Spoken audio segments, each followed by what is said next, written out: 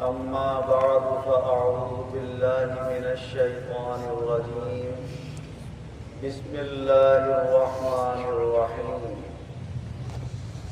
إن أحسنتم أحسنتم لأنفسكم وإن أسأتم فلها۔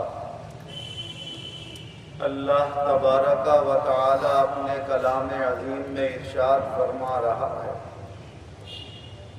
کہ اگر تم کوئی اچھا کام کرو گے تو اپنے لیے ہی کرو گے،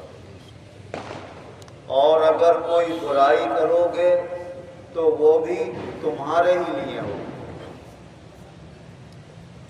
جیسے کہا جاتا ہے کہ جیسے کرنی ویسی کرنی، جو اچھا کرے گا اس کا اچھا صلہ پائے گا دنیا میں بھی اور آخرت میں بھی، جو برا کرے گا اس کا برا نتیجہ دیکھے گا دنیا میں بھی اور آخرت میں بھی۔ اور دنیا میں کوئی دیکھے یا نہ دیکھے لیکن آخرت میں تو ہر چیز کا حساب و کتاب ہوگا۔ وَمَنْ يَعْمَلْ مِثْقَالَ ذَرَّةٍ خَيْرًا يَرَهُ وَمَنْ يَعْمَلْ مِثْقَالَ ذَرَّةٍ شَرًّا يَرَهُ۔ ذرہ برابر کوئی نیکی کی ہوگی تو وہاں اپنی آنکھوں سے دیکھے گا کہ یہ میں نے نیکی کی تھی دنیا میں۔ ذرہ برابر کوئی برائی کی ہوگی تو اسے بھی اپنی آنکھوں سے دیکھے گا کہ ہاں میں نے دنیا میں یہ بری حرکت کری۔ اب یہ الگ بات ہے کہ اللہ جسے چاہے معاف فرمائے۔ ان نیک اعمال میں جو بندے کے دنیا میں بھی کام آئیں اور آخرت میں بھی کام آئیں، ان میں سے ایک نیک عمل یہ بھی ہے کہ اپنے بھائیوں کے ساتھ اچھا سلوک کرو اور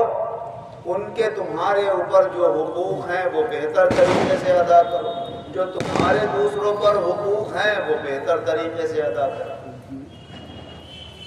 ان حقوق میں سے ایک حق حضور صلی اللہ علیہ وسلم نے یہ بھی بتایا، جس کے راوی ہیں حضرت ابو ہریرہ رضی اللہ عنہ، کہ حضور صلی اللہ علیہ وسلم نے ارشاد فرمایا کہ جب تمہارے کسی مسلمان بھائی کو چھینک آئے اور وہ کہے الحمدللہ،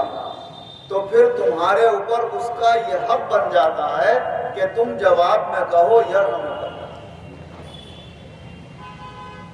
اور فرمایا جب تمہیں یہ جمائی آئے تو اسے اللہ کی نعمت مانو۔ جمائی جو ہوتی ہے وہ اللہ کے رحم و کرم اور اس کی عنایت سے ہوتی ہے، اور جب تمہیں جمائی آئے تو پوری طاقت لگایا کرو اسے روکنے کی، کیونکہ جمائی جو آتی ہے یہ شیطان کے اثر سے آتی ہے۔ اور اس کی وجہ علماء کرام نے یہ بیان فرمائی کہ جب چھینک آتی ہے تو دماغ صاف ہو جاتا ہے، طبیعت میں ہلکا پن پیدا ہو جاتا ہے، فہم اعلیٰ ہو جاتی ہے۔ تو ایک چھینک میں اللہ تعالیٰ نے بہت سی نعمتیں رکھی ہیں، اور جو جمائی آتی ہے تو وہ طبیعت میں بھاری پن کی وجہ سے آتی ہے، زیادہ کھانا کھا لیا، اونگ آ رہی ہے، نیند آ رہی ہے۔ فرمایا یہ چیزیں نیکی سے روکنے والی ہوتی ہیں، اس لیے جب آدمی کو چھینک آتی ہے اور الحمدللہ کہتا ہے تو اللہ اس سے خوش ہوتا ہے، اور جب جمائی آتی ہے اور انسان آہا کر کے منہ پھیلاتا ہے تو شیطان ہنستا ہے اس کو دیکھ کر۔ فرمایا اس کو جہاں تک ہو سکے وہاں تک روکنے کی کوشش کرو۔ اور ایک حدیث پاک حضرت انس رضی اللہ عنہ سے ہے کہ حضور صلی اللہ علیہ وسلم کے پاس دو شخص بیٹھے ہوئے تھے۔ ایک شخص کو چھینک آئی تو حضور نے اس کے جواب میں یرحمک اللہ کہا۔ کچھ دیر کے بعد دوسرے شخص کو چھینک آئی تو حضور صلی اللہ علیہ وسلم خاموش رہے، اس کے جواب میں نہیں کہا یرحمک اللہ۔ تو وہ کہنے لگا یا رسول اللہ، آپ نے ان کے جواب میں تو کہا یرحمک اللہ، اور مجھے چھینک آئی تو آپ نے یرحمک اللہ نہیں کہا۔ کہ تم نے پورا غور کب کیا واقعے کے اوپر؟ واقعہ یہ ہے کہ جب انہیں چھینک آئی تھی تو انہوں نے الحمدللہ کہا تھا، اور جب تمہیں چھینک آئی تو تم نے الحمدللہ نہیں کہا، لہذا جو الحمدللہ کہے گا اس کے چھینک کا جواب دیا جائے گا اور اس کو دعا دی جائے گی یرحمک اللہ۔ اسی لیے ایک حدیث پاک میں حضور صلی اللہ علیہ وسلم نے ارشاد فرمایا جب کسی کو چھینک آئے اور الحمدللہ وہ کہے تو جواب میں کہا کرو یرحمک اللہ، اور اگر وہ الحمدللہ نہ کہے تو تم بھی جواب میں یرحمک اللہ مت کہو، کیونکہ الحمدللہ کا مطلب ہوتا ہے کہ یہ چھینکنا اللہ کی طرف سے ایک نعمت ہے، نعمت ملی تو اس نے شکر گزاری ظاہر نہیں کی اللہ کی، اور جب شکر گزاری ظاہر نہیں کی تو تم بھی اس کے لیے دعائیں مت دو۔ اللہ تعالیٰ تو یہ فرماتا ہے لئن شکرتم لازیدنکم، اگر تم میری نعمتوں کا شکر ادا کرو گے تو اور زیادہ نعمتیں دوں گا۔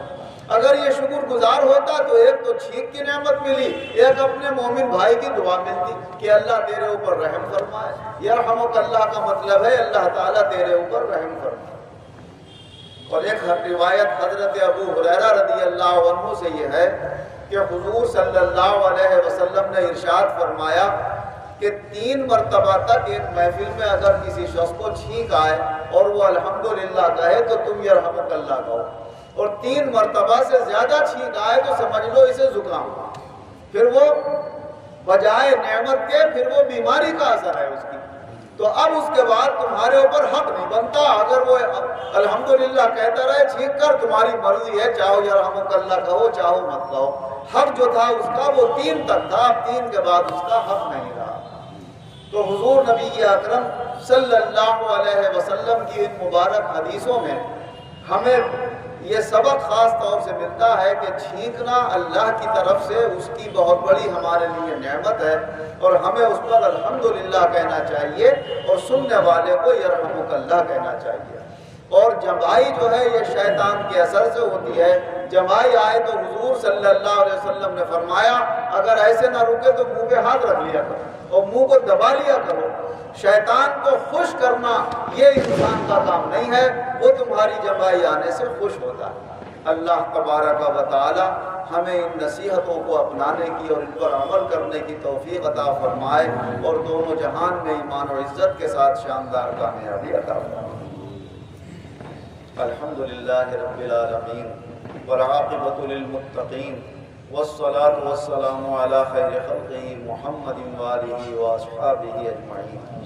اے اللہ اپنے فضل و کرم اپنی عنایت سے اپنے محبوب بندوں کے صدقے میں کل عالم کے مسلمانوں پر خصوصی رحم و کرم فرما، بالعموم اپنی سب مخلوق پر رحم و کرم فرما،